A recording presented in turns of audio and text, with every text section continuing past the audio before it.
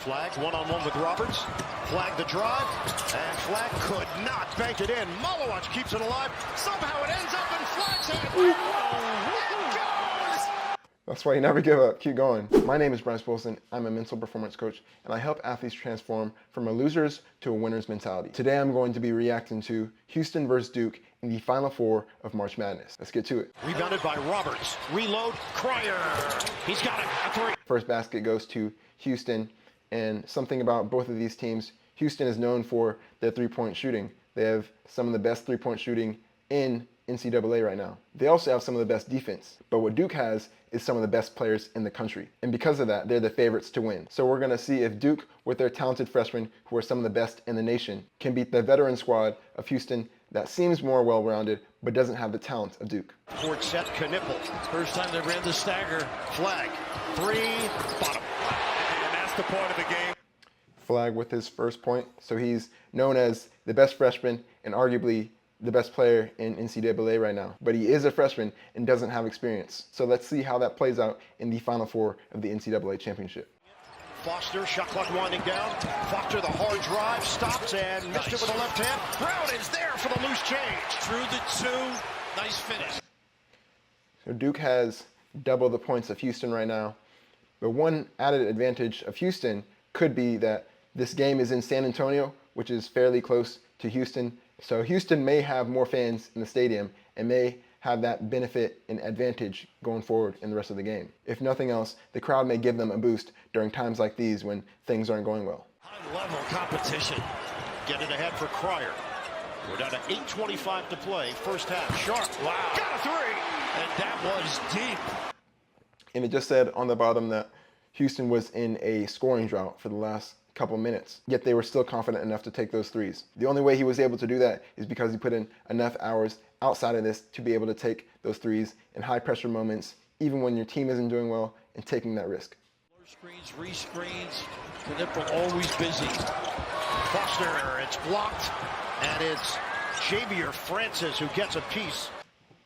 Now, Houston does have some of the best defense in the nation, and they do say that offense wins games, defense wins championships. So we will see if that is true. But they still do have to score some points to win.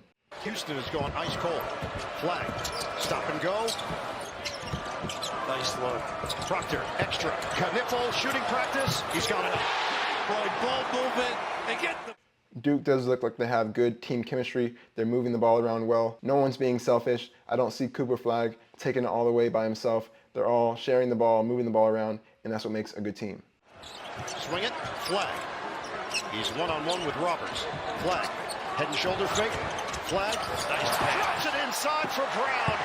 Exhibit A. Cooper Flag did a great skill to go by 2-3 players and then decides to pass it instead of taking it himself and making that highlight. And instead he makes a team highlight, which, as long as it goes in, is all that matters. Flag. Nice pass. Drops it inside for Brown.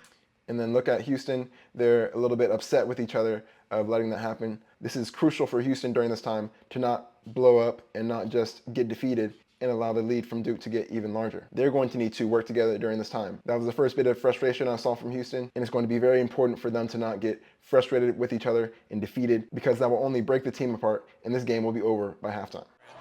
Flag one-on-one with Roberts. Flag the drive, and Flag could not bank it in. Malowacz keeps it alive. Somehow it ends up in Flag's hand. It goes! That's why you never give up. Keep going. Don't be afraid of failure. He had a layup that he probably could have made, but he kept trying. He got the ball back again and went for it again, and he scored it that time. So never give up. Trying to get involved here. Malowacz with a great job. Even if that goes down, he sticks the triple. Finally, Houston are back scoring again, and it's from a three-point shot. These Houston players are not scared of the moment. They're taking risks and taking shots in tough moments. Even when they're in a drought, they're still not afraid to take three-point shots. That just shows the amount of work that they've been putting in on these three-pointers. Well, on this end, Duke. Uzan lines it up, knocks it down. It's a three. Another one. And he has shot the three ball very well here during. And they're using the Steph Curry formula, where if they're good at three-point shots, all it takes is for all of them to start getting hot, and then it doesn't matter if they're down by 10 to 20, they can get back very quickly with three-point shots. So still don't count out Houston, because they have a dangerous weapon in their arsenal. Good closeout. Now it's Cryer. His jump shot is pure. What'd I say? Now they're back in the game. Pryor, inside, back outside. Pryor launches and hits. It's going to be important for Duke to try to find an answer to stop these three-pointers from Houston. They're going to have to try to change their game plan or adjust it to make sure that they can try to stop these three-pointers from happening all the time. Because if they don't make a change and just allow Houston to heat up with the three-pointers, it could get very dangerous. Turnovers for Houston, just 2 for Duke. Flag, spin, fake, lefty, good, and a... But Duke still does have one of the best players in the country. So both teams have a dangerous threat. This could go down to the wire. For Flag. Count it. Nice pass. Both teams have threats. Houston's going to have to stop Cooper Flag, and Duke is going to have to stop those three-pointers. It's going to be down to whichever team can make the adjustments the quickest. Worked with him as he was growing up and helped develop his skills. Nice pass. Dump it down low. James is open for 2 here in the second half. I love the teamwork, really from both teams. It is true that teams do win championships. If one team only relies on one player, it's not going to last for long. And even though Duke does have Cooper Flag, they're all working as a team and sharing the ball, moving the ball, and having each other carry the load. So both teams, Houston and Duke, are showing great teamwork. Off the mark. Even there, Kniffel, they come up with Kniffel. Dug out of there by Tugler, and it leads to the... That's another example where Houston can score 3 points just like that.